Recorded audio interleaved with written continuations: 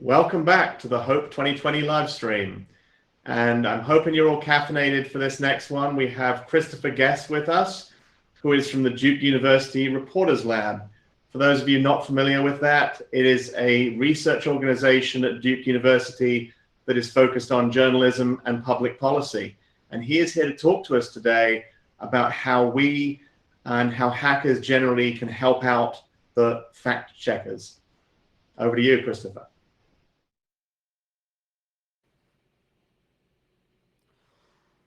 Good morning, afternoon, evening, whatever it is, wherever you are. And thanks for tuning into this talk that I'm about to give, Hacking Fake News, How Hackers Can Help the Fact Checkers.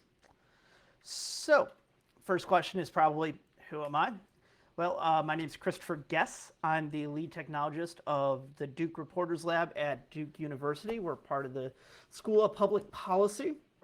Most of my team is down in Durham, North Carolina. However, I'm lucky enough to be based here in Brooklyn, New York. I'm really disappointed, actually. This conference, when it was in person, was actually close enough for me to bike over to, which is a real shame, but I'm sure we'll all get through it, and I'm really excited to be just talking to you all this evening. So, a bit of the background on me. I've been in the world of journalism for on and off about 10 years now. I've been with Duke plus a bunch of other organizations working solely on journalism and computer science for the last 5. Over the last 15 years, I've sort of also been a programmer. I've worked in Eastern and Western Europe. I've worked in East Africa. I've worked across the United States. And what do we do at Duke? So what is my job? We partner with fact checkers. We partner with media companies around the world. And we look to improve fact-checking. We facilitate policy conversations, we propose solutions, we research new techniques, we do all the background work that a lot of organizations simply don't have the time, money, or expertise to really work into. And so we help. Now, to get to the start of the actual content of this conversation, I'm going to first begin with the idea of trust. And to define this word, it's a willingness for an audience to believe, to vote for, and to act on what a public figure, an institution, or really any other person says. So whether somebody is telling you to do something, to believe something, that is all around trust, right? And so trust is not a bug in the system. Forcing people being able to trust things is really, really important. It's what makes us human. It's what society is. It's a social contract between multiple parties, not 2 individuals only, but across everybody that they come in contact with and everything that it affects. Now, it may seem like if all trust is going away, but this isn't a new phenomenon. This has been forever, right? Fake news is not new. I could definitely give some examples about Thomas Jefferson and John Adams in the early 1800s that are honestly a little too bawdy even for this community in this conversation right now. They got pretty nasty even 200 years ago. And trust is still here. It might not be at the same level as it was when we were younger or when our parents were coming up, but it's definitely still here. It's just that it's over the last maybe 10 or 15 years gotten much more of a base level. There's less trust in experts. There's less trust in the governments. People tend to instead trust people that they already agree with. And that can lead to a lot of different phenomenons, including the ones that we've all heard of, such as filter bubbles. But there is still trust. We just need to figure out where it's coming from and what the reason behind it is. But to continue with the idea of sort of, setting the stage, I'm going to go over what the basics of fake news are. So first, I want to give a caveat, which is that us in the fact-checking world, we tend not to use the term fake news. It's a little too broad. It's sort of been co-opted by certain political groups and politicians in the US and in the UK and basically anywhere it's being translated as well, somebody is using it to further their own particular political agenda. And so we tend to use a couple different other phrases.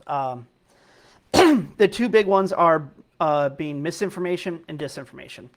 And they sound sort of similar at the beginning, but let me just go through the quick differences. The main one being that misinformation is not necessarily malicious, right? It's wrong info that spreader believes it to be true. So the person posting it, the person talking about it, they believe that what they're saying is actually accurate. That is not the case for disinformation, though. Disinformation is specifically to forward usually a political agenda or some other social change that they wish, but they do it through knowingly false information. Now, disinformation is often spread with the goal of it becoming misinformation, that if people repeat the claim enough that it'll be assumed to be true. And this is dangerous. But we do have to consider the differences when we're talking about who we're addressing, what are the remedies for what version of fake news that we're talking about.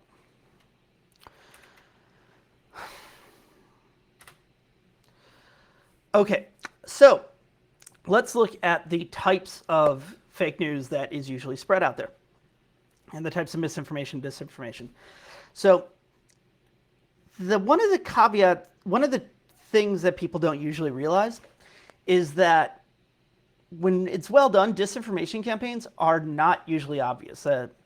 Sort of like the adage of, I can always spot a bad toupee. Well, you can spot the bad ones, but you don't know the ones that you don't see. And this is true with disinformation and misinformation as well, including headlines. Everybody thinks, oh, I can tell misinformation from a headline. And that's usually true, But the good disinformation campaigns don't do headlines like this. This is Taylor Swift saying we should remove the Statue of Liberty, and how can we have a monument to freedom that was built by slaves? Well, it wasn't really built by slaves as far as I'm personally aware. It was built by France and put together in New York Harbor, well after slavery had ended. So that's definitely not the case, right? This is something, if you remember at all high school history, you're probably going to be able to pick up on in a second. But this is not the norm. This is not the ones that actually spread and get affected. Instead, the ones that really get out there are conceivable. They can be real. It feels like they could be accurate, right? Things like this one. The fast food CEO donates $400,000 to Trump. The idea being that the CEO of Yum Food Company that owns Wendy's and they own Taco Bell and they own Pizza Hut donated this huge amount of money to the Trump campaign. Feels like it could be accurate. Big business guy gives money to hardcore conservative, hopefully taxes go down. That's possible. It turns out it's sort of true. Instead of it being the CEO of the entire brand, it's actually a fairly moderately sized franchisor, mostly in the American Southwest, Arizona, West Texas, those areas, who did give this money. So if you're in Arizona and that goes against your politics, maybe you should consider a boycott. But if you're sitting in Montana, South Dakota, or Portland, Oregon, it really has nothing to do with it. It was a totally different organization. And so, like I said, these are conceivable. And going off that topic, you can go even deeper. So for subjects that you're not experienced in, you trust other people not to lie to you. You trust that when somebody says they're an expert, they're actually qualified. So it's easy to assume that when, a statement or a claim is made by somebody who purports to be an expert, that it's true. But that's not the case necessarily, right? People can lie. People do lie. But unless you do the research, unless you look up the biography of that person, at least on Wikipedia at a minimum, it's going to seem, perhaps, that they could be telling the truth. And it's really easy to share that information. I've personally fallen for this one before. Here's a great example. So Richard Ojeda, or Heda, I'm not exactly sure how to pronounce his last name, but he's a Democratic politician. And he wrote this statement. I'm loving watching these GOP senators and members of Congress saying the same old stuff concerning gun violence and listening to them get their asses handed to them by citizens that are tired of seeing 75 to 100 folks killed a month and over 200 wounded by senseless gun violence. Okay, well, the fact that that is a massive run-on sentence aside, this seems like something that could be true. This, if you're against gun violence, this feels like it could be accurate. This feels like something you should care about. And in fact, it's not accurate. PolitiFact rated this mostly false. And the reason is because it's actually too small. It turns out these numbers are more accurate to the daily attacks of gun violence than it is on a monthly basis. And if you're a conservative, you might take this and run with it. If you're a Democrat, you might take this and run with it. But it's still misaccurate, despite him purporting to be an expert on this. And the fourth way that this can often happen, and this is particularly malicious, is context. It can often be the wrong context. So the photo, the image, the quote could be entirely accurate. It's not photoshopped, it's not copied, but it's just represented wrong. And here is a great example of this. So if you read this, this woman, Allison, by the way, please, if you have Facebook, make your account private because this is very public, so that's why I'm showing it. This was published on PolitiFact's website. Anybody can get this, so I'm not particularly worried, but please make it public. Please make your Facebook accounts private, please. So here, Allison is purporting that these crates of rocks are dropped off by George Soros in LA as supplies for looters and rioters, right? Back in May when all the rioting and looting was coming out. So this was actually posted on June. I'm assuming that the photos were probably taken a day or two earlier.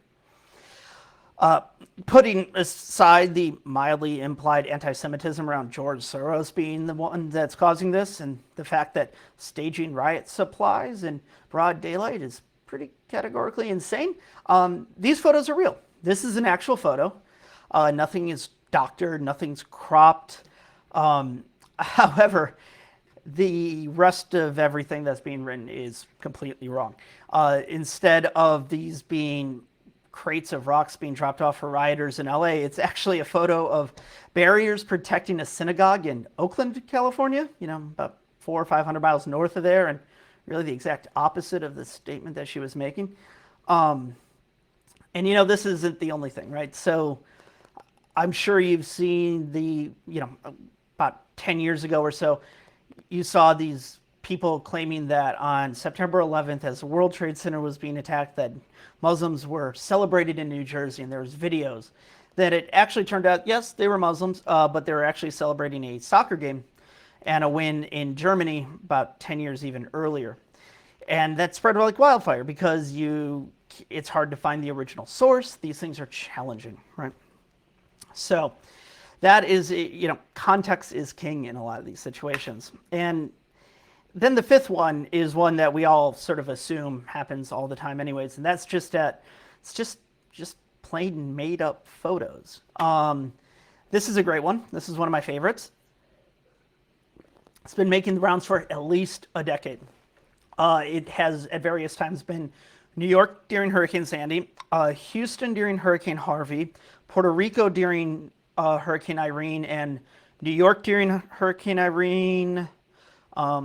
I've definitely seen it purported to be various cities in Southeast Asia during typhoon season. So Manila, during Haiyan, I think Myanmar, but don't quote me on that part. Anyways, the thing is that it's not even bad context. This is the actual source of part of the image, and the rest of it is just photoshopped in. Whoops. By the way, thank you for Snopes. Snopes figured this out in 2011. These are this same exact quote is still going around everywhere. I see it pretty much every hurricane season. Look out for it. You'll see it this year. I guarantee you. come, late August, early September. Okay, so given these subtleties, how does fact checking actually work, right? What is the process to discover this system? Okay, well, let's go next. So what I'm going to do is I'm going to take you step by step through this process as the journalists do it. And hopefully you'll be able to get some insight into how the fact-checking side of this works, and perhaps how this could be hacked, how this can be modified, how this can be improved, how this can be automated. And feel free to come up with some ideas and bring it up during the Q&A. So what is fact-checking? Well, there's actually two types of fact-checking. So just to be clear, one is there's internal fact-checking. This type has been going around since the beginning of publishing itself. Basically, it means going through an article or a book or something before publication and verifying the accuracy. So calling sources to verify the quotes are accurate, looking up statistics, making sure people were where they said they were, when they said they were, that there's not plagiarism going on the side of the author, etc. It's essentially the type of fact-checking that we wish politicians would do themselves, or your racist uncle would do before he starts posting stuff all over Twitter. But the second version of this is what I call external fact-checking, which is holding politicians and public actors accountable to what they publish or speak themselves. It can also nowadays include verifying publicly spread media, so memes, posts on Facebook and everything, but the original version of this was purely based on politics. And this has been around since about 2007, when my boss at Duke, Bill Adair, created PolitiFact while he was a reporter at the Tampa Bay Times, and in response to the 2008 presidential campaign. They originally thought that they were only going to do it for the campaign. That changed. So what is this process? Well, first, fact checkers have to find the claims. This is actually sort of the easy part. They do it by watching TV, by reading transcripts, scraping Twitter. There's a program wherein Facebook will actually help surface claims that are being reported and literally pay the fact checkers to look into that. Side note, Facebook does not pay them based on what they determine. There's none of that, at least as far as I'm aware. And I am not part of that program, so I've taken no money from Facebook for that part of the program. They have donated a little bit of money to the Duke program, but they hold no influence over what we research or what we work on or anything like that. Just full disclosure there. So second, once they have all these statements, they have to actually find what are called fact-checkable statements, right? So this can be challenging, unfortunately. For instance, someone's opinion, say the EU is responsible for the immigration issues in Britain, is not really fact-checkable. That claim is vague and it's far too open for interpretation. Nobody really knows what the politician is exactly saying in that situation. And so trying to go down that rabbit hole will just eat up your entire week. Instead, facts, figures, historical claims, these are the sorts of things that fact checkers look for as they're trying to find statements that can actually be reported on. So one of the funny things is when I do this sort of presentation as a workshop, I actually hand out transcripts of, depending on what continent I'm on, like Prime Minister's question time in the UK or the State of the Union in the US. And I ask participants to actually go through and highlight fact-checkable claims. And then afterwards, I ask them, how would you actually research that claim? And it's pretty much a given that every person underestimates how hard this is and comes back with mostly opinion articles. Okay, so next. The fact checker needs to figure out where the speaker is getting at. Statements can mean a lot of things to a lot of people, and so the fact checker has to figure out which angle they want to sort of attack this from. Is a politician talking about, gun reform or healthcare reform if they're talking about suicide deaths, right? Is that mental health angle or is that a gun angle? It can really vary, and those are editorial decisions that have to be made by the fact checker themselves. And then once we have these statements, we know what we're going to be looking at. this is where we get into just plain journalism. This is where reporting starts to really happen. Usually it starts with the reporter just calling the speaker of the claim and asking what their sources for that claim were. So, if somebody stands up in Congress or Parliament and makes a statement about the, percentage of solar production in the next year, they'll usually just call the politician's office, talk to a staffer, and be like, "Hi, do you know where your boss got that information from?" And you'd be surprised how often that actually works. Like a lot of the time, that's usually like where it can stop. And, about an hour, you can pound out a fact check.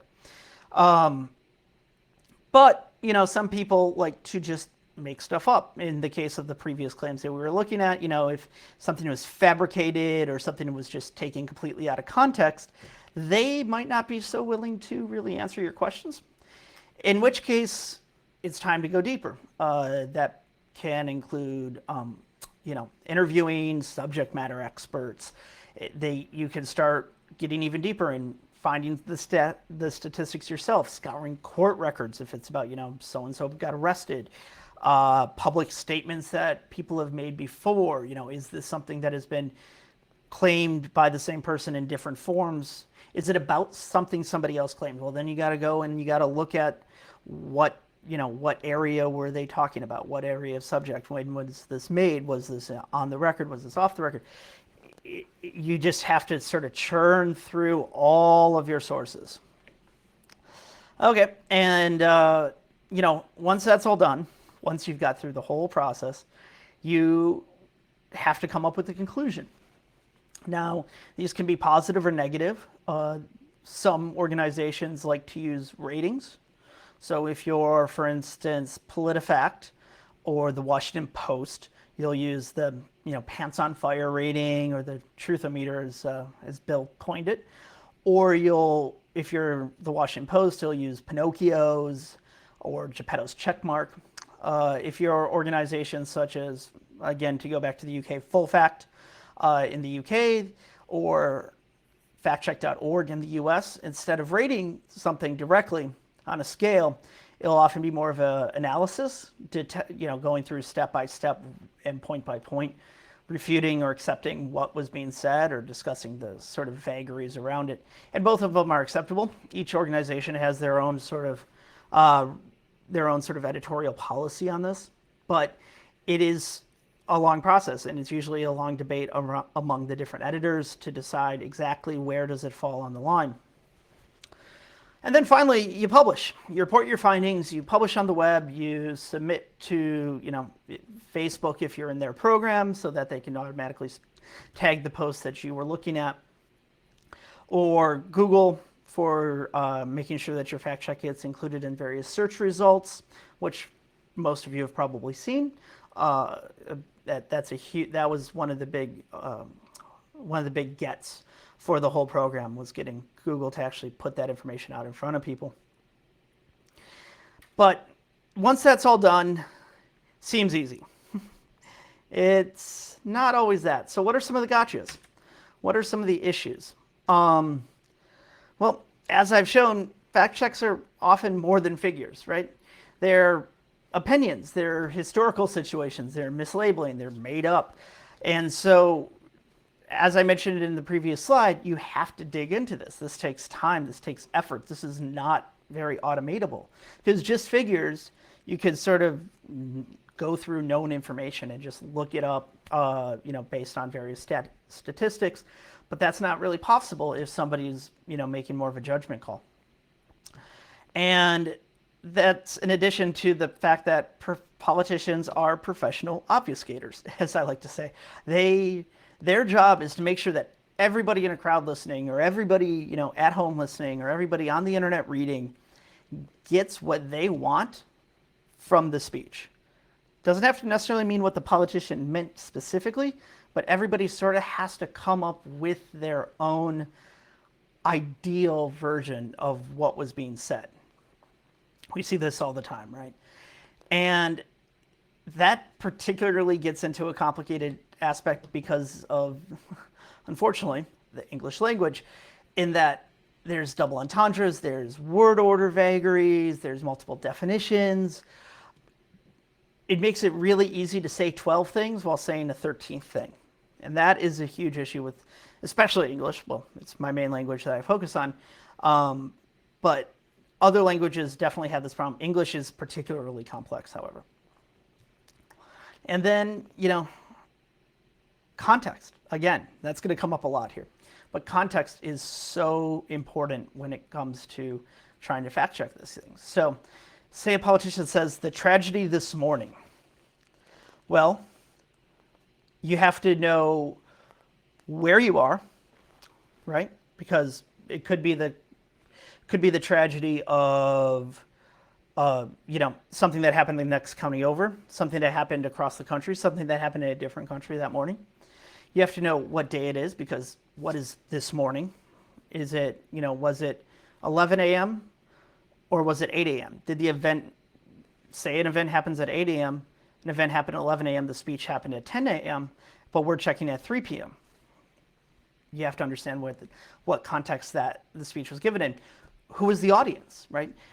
If the tragedy this morning was that the Supreme Court ruled to block abortion rights, then it's only a tragedy to a specific subset of people that you're talking to, while it's actually a huge win for another subset. Not passing judgment on that at the moment, but you have to consider that. So what is the frame of reference that the speaker is speaking from is really, really important and very, very difficult also at the same time, especially if you're trying to do computing or natural language processing or anything like that. Very, very complicated. So now that we've got through that whole process, where do you come in? Well, first off, I want to say thank you for letting me speak today, and that we welcome the hackers. Please come to our side. A bit about the community that I hope you all join. There are 78 international fact-checking networks, certified fact-checking groups around the world. The IFCN is a group that creates a statement of purpose and a set of ethics and a set of guidances, and then certifies organizations. And they're great. We have a conference every year. It's very fun. But there are about 60,000 fact checks that have been done by fact checkers around the world. That's quite a lot, in my personal opinion. And the database grows literally every day. Just this year, in the database that I personally run for our partners at the Washington Post, PolitiFact, and FactCheck.org, there's been 2,749 as of the time of recording this conversation. And so by the time that you all are watching it, will definitely probably be over 2,800. And that's, again, just this year. That's not even talking about the years past. That's just in the last 6 months. So why we need you is that most, and really pretty much almost all of the fact-checking organizations out there in the world, they don't have tech teams. They don't have coders or programmers. At most, they have, maybe somebody that helps set up the website and runs the WordPress. But in general, they have no technical support. This is all done manually, all done by hand, and it's a lot of work. So, just the percentage of social media reports that are checked are vanishingly small that are reported. I can't give exact numbers from Facebook, but just know that it's closer to single digits than it is to double digits on the number of reports versus the number of things that can actually be checked by our fact checkers. So, misinformation is malware. This is my theory. In that it is something that the system was not designed to prevent. And like the internet, much of society is dependent on the idea of trust that I was describing earlier. And misinformation exploits that trust. It takes over, it seeps in, and then it spreads. I've said it before that there are more similarities with how a Windows exploit travels across the internet and how it digs its way into a system and how it recreates itself than there's more similarities with that and misinformation than there really are differences when you look at it from more of a conceptual level. And so from there, given that, let's assume that malware, misinformation is a form of malware, how do we harden that system? Where do we look for the exploits? What are the topics and concurrent events that misinformation are taking advantage of to seep their way into our society, into our culture, into our politics, into our everyday lives, into our relationships with each other and with our families? We've all had these things, I'm sure we've all had struggles with this over the last couple of years, and especially over the last 4 or 5 months. So what can we do as people who think logically, who think systemically about this? Are there patterns of who starts misinformation, who shares misinformation, what causes people to share information? Is there some sort of fingerprint we can develop to ID this misinformation malware as it spreads around the internet and through society? Because it's pretty much all spread digitally these days, especially during lockdown times when seeing another person in person is not really an option. So what can we do to identify this information? At that point, it's what I call social engineering at scale. We all know about social engineering. We all grew up with stories of Kevin Mitnick, but what can we do to take this and operate it at scale? So what do citizens, what do social media organizations, what do reporters, what do news organizations, what do we do to convince people not to spread this misinformation in the first place? It's sexy to spread misinformation. It gives you power. It makes it seem like you know something, which, is very important for a lot of people, especially days like today, where there's not a lot of self-governance over what you can do on a day-to-day basis. We're all stuck inside. We can't really move. So spreading this information, acting like you know something more than others, this is psychologically very important. So what can we, as people who believe in truth, believe in validity, what can we do to help this?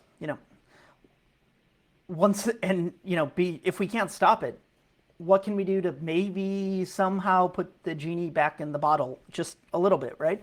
Can we tamper it down? Can we stuff it away? Can we at least, know where it's going to go next? And can we teach people to look into this more? Can we teach them to be better consumers? Can we do this at scale? Can we do this at a scale that is not a generational scale? We need to increase education in the schools. That's awesome. And yes, we do. But that's going to take 20 years. So what can we do in the next 2 years? What can we do in the next 4 years? What can we do in the next 10 years instead to help prevent the spread of misinformation and this infection from going further?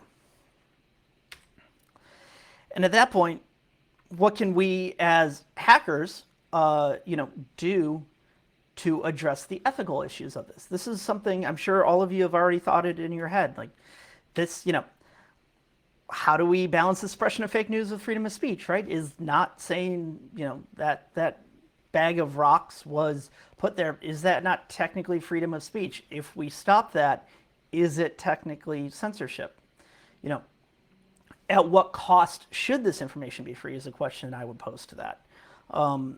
Do we apply Western Silicon Valley, more or less, rules to the world of this misinformation? And even then, if we're going to talk about that, do we apply German ideas of free speech or US versions of ideas of free speech? Because if you take a photo of a Nazi rally and you spread it around saying that this is, these are good people or these are bad people, doesn't matter. In Germany, that's often illegal. In the US, of course, it's very much protected speech. So which ones do we implement? Do we remove that completely? Do we mark it as false? Do we, just put an overlay like Facebook tends to do? Or do we delete it from the internet as German law sometimes requires you to do? For that matter, who are you, me, or any of us to actually determine this validity? Who deputized us? Who watches the Watchmen, I guess is probably the cliche way of putting that. But it's true. the way that most fact checkers and most researchers like myself tend to mitigate that is by making our process very open. We sort of take many of the ideas of the open source community and make it available and open, and all of our donors are listed, etc. But do we have to? Is there a better way to do it? Is there more that we could do? In some places that can often be very, very dangerous. If you're in countries with a lot of political suppression, saying exactly where you get your funding from can leave you in jail. Taking money from George Soros in parts of Eastern Europe or Russia can literally get you killed. But we still have to trust them. So how much do we force? I think these are very, very, very important questions. And when something does go wrong, when something is missed, who gets the blame? Is it, the fact checker for not getting their facts right, or for missing it completely? Where do we go with this? And these are questions that I think hackers have been thinking about for most, ever since sort of our field of interest was created back in the 40s and 50s. And so having that consciousness and having those discussions and having the viewpoints of this community in that is going to be really, really important, especially as we go towards more technical solutions. And that being said, what can you do else?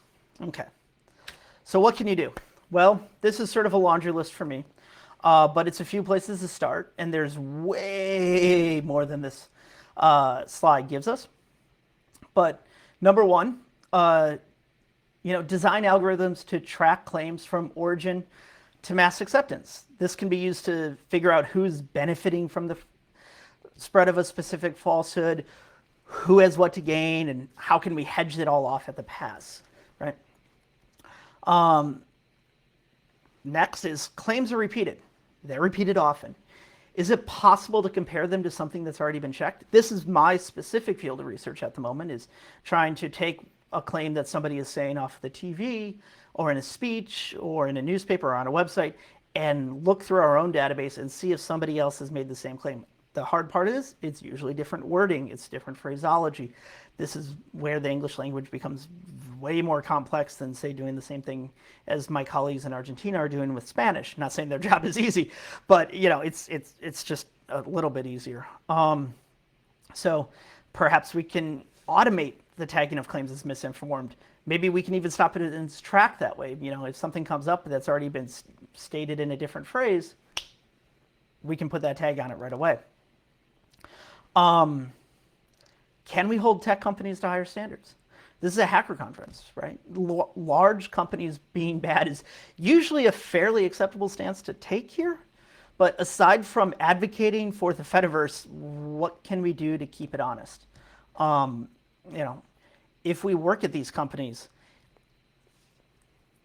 and if we're in meetings about misinformation, can we make sure that the threat of misinformation or how it's spread is addressed when discussing product, when discussing policy, if you work at one of the large companies, right? Are you complicit in the spread of some of this? Do you, sort of ignore it? Do you sort of brush it off because it's not a priority for your manager? Can you insist on making it more important? Can you insist on making this more of a priority than just making sure that you hit the time deadlines for, the next Q2 release? And can we come up with novel ways to examine these social ideas from a technical point of view? Can we bridge sociology and graph theory? Can we come up with models and algorithms to search these areas? I know that there's been work on this in various academic universities and in the field, but that stuff is not penetrated within the fact-checking community. We don't really know much about it. We can't really use it. So how can we bridge that gap? So if you're working on some of this, please do let me know, because I'd love to bring you on to some of our conversations. On that note, I want to thank everybody for tuning in, especially those of you a little bit east of me here in New York. I know it's late, and I hope that your sleep lost was well spent and that you all learned something. I want to also thank Hope for transitioning so well for this new format. I'm sure we'll be all sipping mate at 4 a.m. sooner rather than later. The news is bleak everywhere a little bit at this moment, but I think we'll all get through it. And lastly, please stick around for the... Welcome back. So hopefully you enjoyed Christopher's video. Christopher, welcome to Hope. And we have a few questions lined up in the Matrix chat for you. I think we got quite a few questions already, but if you have a last minute question, anyone want to stick it in there, please throw it in the Q&A there.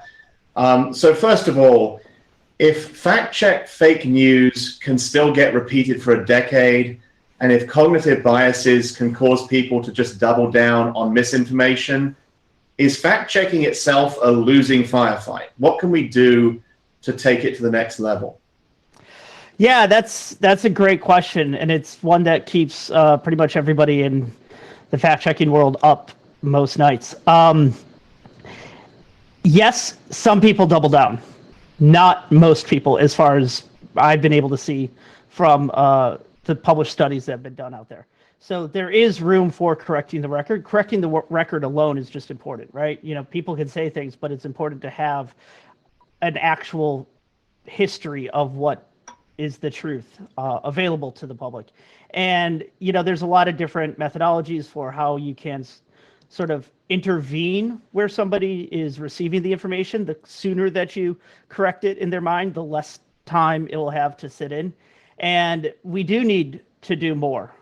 We need to work on that intervention, work on getting information corrected sooner, quicker, more immediately in front of people and on their TVs and such before it does have a chance to sort of set in and those cognitive biases have a chance to grow. Thank you. How can consumers train themselves to detect misinformation themselves? Oh, great question. Great question. The answer is, and I think it's one that this crowd will appreciate, question everything. Basically, there's an old newspaper adage that if your mother tells you that she loves you, check it out. And it's something that we sort of need to get around to in the world too. You know, don't believe that retweet just because it's somebody famous, right?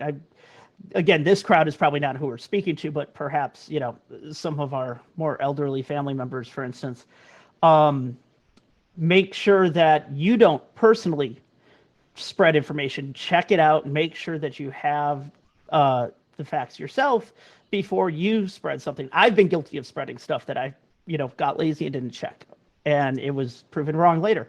It happens to everybody, but if you can stay a bit on top of it, just do a quick little search and see if any other places are reporting on it, that sort of thing. You're going to go a lot further. Thank you. We had a couple of questions along the lines of quis custodi et ipsos custodes, and the one that I think was more interesting went on to ask, what if the fact checker groups conclude something different between themselves? How do you address that?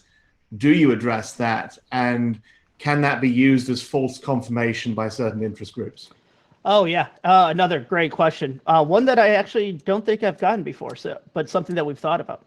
The fact checkers themselves are independent entities, right? So they can come to different conclusions and they can write their stories. And if you read them, they'll step you through point by point how they got to those.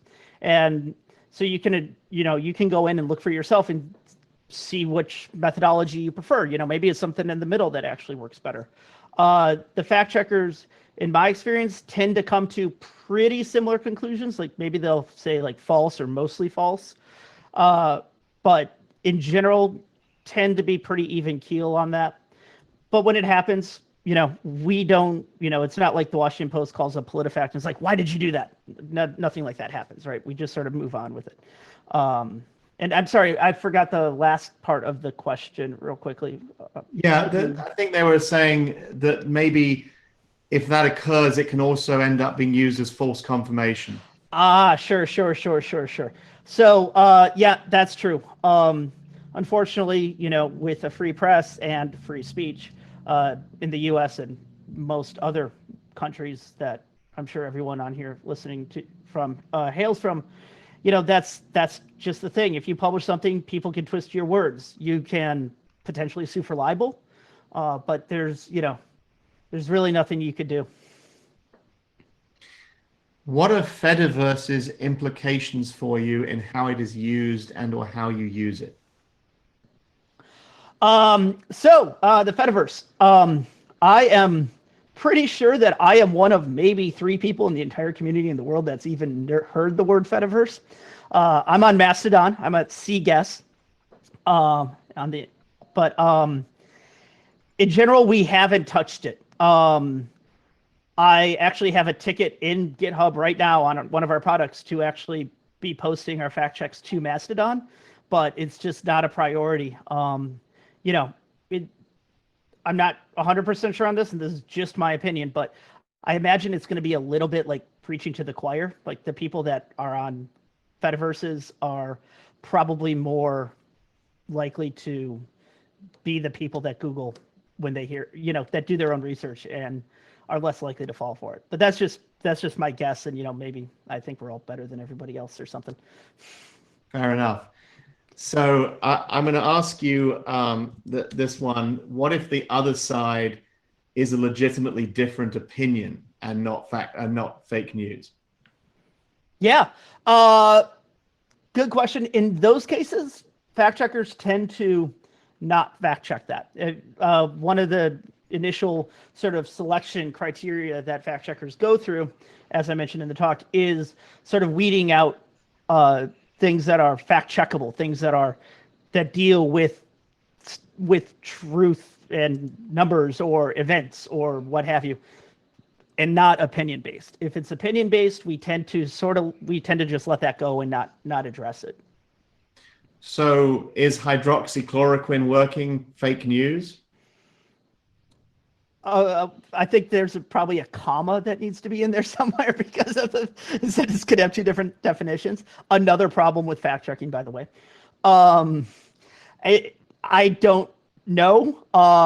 According to the FDA, yes, I believe, because they pulled their emergency. At least last I saw, they pulled their emergency authorization to use it on COVID. But that's just me reading the New York Times. I'm sure one of our fact checkers has worked on it. And I think that kind of plays back to the last question. That was a question that was posted on the Matrix chat, but I think it plays back to the last question in as much as when we're looking at the news, how do we distinguish between what is fact checking and what is opinion? I was tempted to say what is fact checking and what is journalism, but I suspect you would consider them, one to be a subset of the other. Correct. Yeah, I would. So how do you do that? Well, they can look somewhat similar. If you're in a newspaper, hopefully the opinions are in the opinion section, signed by the editorial board or a member of it in, legitimate news organizations. But other than that, on other places, look for sources, look for the reasoning on how they came to that. Fact checkers, especially the official, the ones officialized by the International Fact Checking Network and audited by them, will step by step through the process, cite their sources directly, and lead you to the end. So you can literally just tag along on that process. Opinions are going to be much more vague. They're going to use more outrageous or hyperbolic language, and hopefully we try to stay away from that. Okay. Penultimate question for you now. Are you familiar with one of the early designs of copy-paste wherein metadata was retained? Is this the type of idea you're suggesting when you request tracking claims from origin to acceptance?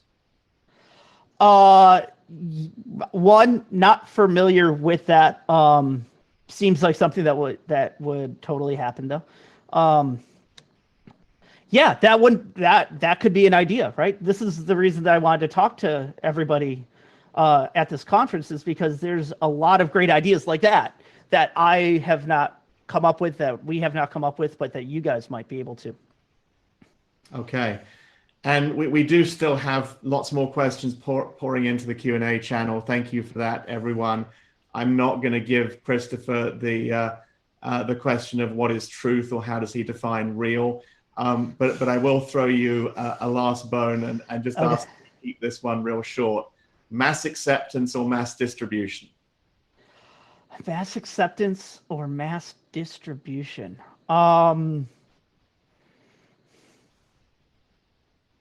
That is a good one, and one I'm going to bring up at the bar at our next conference, because this is going to be tricky to everyone. I would say mass, for the hacker community, I want to say mass distribution, right? More information is better than less information. I wish there was both. I wish people would, I wish the mass information was something people could mass accept, but, I think more is better than less information in the world, personally. And with that, thank you very much, Christopher. And that was a great session. And we hope everyone else will hang around through the break for our next talk. Thank you very much.